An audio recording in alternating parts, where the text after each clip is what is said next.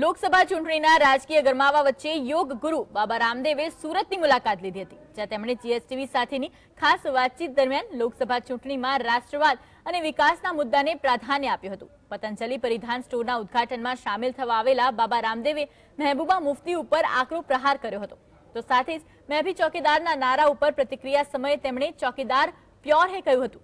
જો કે વિદેશમાંથી કાળું નાણું આવવું જોઈએ તેટલું આવ્યું ન હોવાની વાત પણ કબૂલી હતી। योग गुरु बाबा रामदेव आज परिधान स्टोरना उद्घाटन प्रसंगे सूरत खाते आव्या छे, त्यारे आपणे साथे जोड़ायेला छे बाबा रामदेव, तेमना जोड़े बात करवानो प्रयत्न करीशुं। बाबा, आज सूरत आववानुं थयुं छे, शुं कहेशो? 1993 में सौथी पहला अमे सूरत आव्या था, त्यारे अहींयाथी अमे योगनी शुरुआत करी थी। योगनी अमारी कर्मभूमि है। जीवराजभाई पटेल जी अमारा पतंजलिना ट्रस्टी पण छे, ए अमने अहींया लईने आव्या था। आज एने ज अमे आ सेवा आपी छे पतंजलि परिधान में, जेमां 3,500 थी वधारे ऑप्शन छे लिव फिट आशा संस्कारना नामे, अने किड्स वेर थी मांडीने लेडीजना, जेंट्सना, होम टेक्सटाइलना अने एसेसरीजना बधा ज विकल्पो अहींया तमे मळशे। ए पण विदेशी कंपनीओ करता 3 થી 5 गुणा सस्ता मळशे।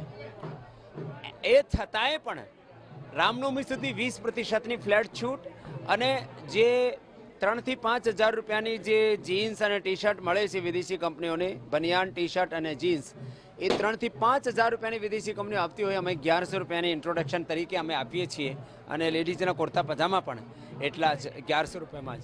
બીજી વસ્તુ, જે લોકસભાની ચૂંટણીનો દોર શરૂ થઈ ચૂક્યો છે, પાર્ટી કઈ રીતને માનો છો, કઈ રીતના આ ચુનાવણી જંગમાં મોદી સરકારને? એ તો અહીંયા આવવાનું પ્રયોજન અમે કીધું કે પતંજલિ પરિધાનના લીધે જ્યાં દેશનો સ્વાભિમાનનો, દેશની ચૂંટણીનો પ્રશ્ન છે, એ મોટો પ્રશ્ન છે કે મહેંગાઈ, બેરોજગારી, ગરીબીથી માંડીને દેશના ઘણા બધા પ્રશ્નો, મુદ્દાઓ, ઇસ્યુઝ છે।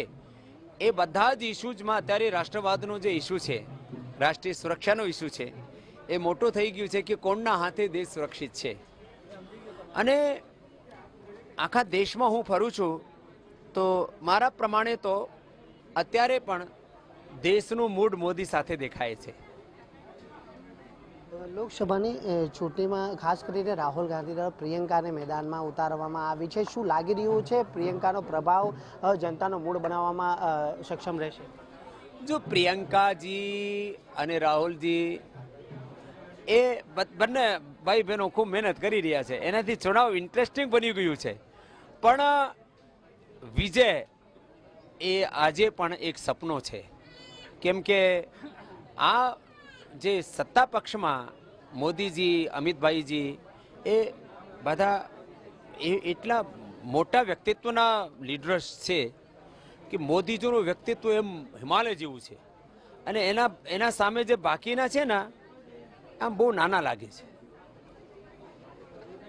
ખાસ કરીને વાત કરવા જઈએ તો જે પ્રકારે ચૂંટણીનો માહોલ જામ્યો છે ને, રાહુલ ગાંધીએ 2 બેઠકો પરથી ચૂંટણી લડવાની તૈયારી દર્શાવી છે, અમેઠી અને કેરળના વાયવડ ખાતેથી। જો હવે એનું શું પ્રયોજન છે, લોકોને એના ઉપર શું ઇફેક્ટ પડશે, અને એ પણ એની ગણતરી કરેલી જ હશે કે શાના માટે લડી રહ્યા છે। તો અત્યારે એ બાબત એ તો કોંગ્રેસ વધારે બતાવી શકે, પણ જે હશે આ 2019નું ચૂંટણી ખૂબ જ ઇન્ટરેસ્ટિંગ હશે। ખાસ કરીને કાશ્મીરની વાત કરવા જોઈએ તો આર્ટિકલ 35 હટાવવાની માંગને લઈને જે મહેબૂબા મુફ્તીએ જે અવારનવાર ધમકી આપી રહી છે, શું કહેશો? ધારા 370-35 એ સમાન નાગરિક સંહિતા, આ બધા રાષ્ટ્રીય એકતાના પ્રશ્નો છે, અને અમારો જે કોન્સ્ટિટ્યુશન છે એ ઇક્વિલિટીની વાત કરે છે।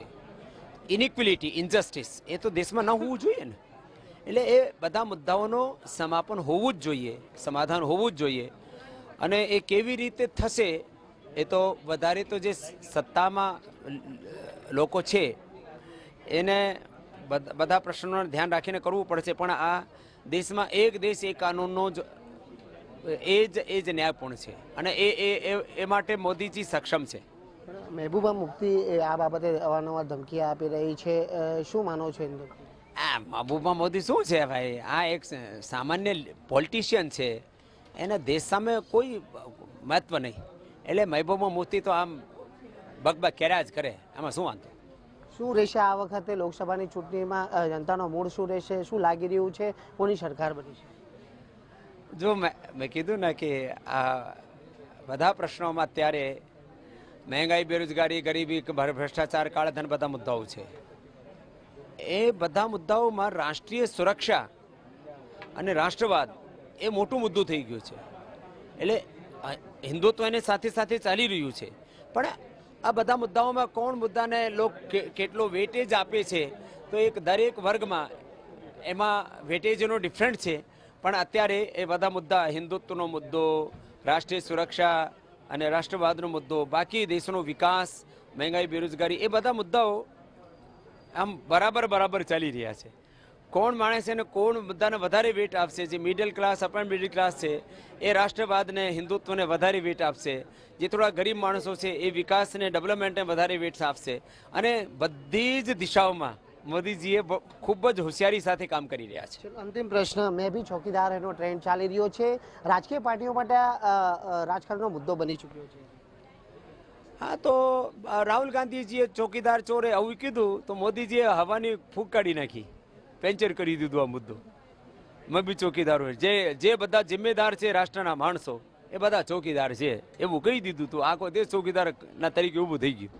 છેલ્લો પ્રશ્ન, જે પ્રકારે રાહુલ ગાંધીનું નિવેદન છે ચોકીદાર ચોર એના, તો તેની સામે ભાજપે આક્ષેપ કર્યો છે કે ગાંધી પરિવાર મહાચોર છે. જો ભાઈ, કોણ ચોર છે કોણ સાહુકાર છે, પણ મોદીજી પ્યોર છે.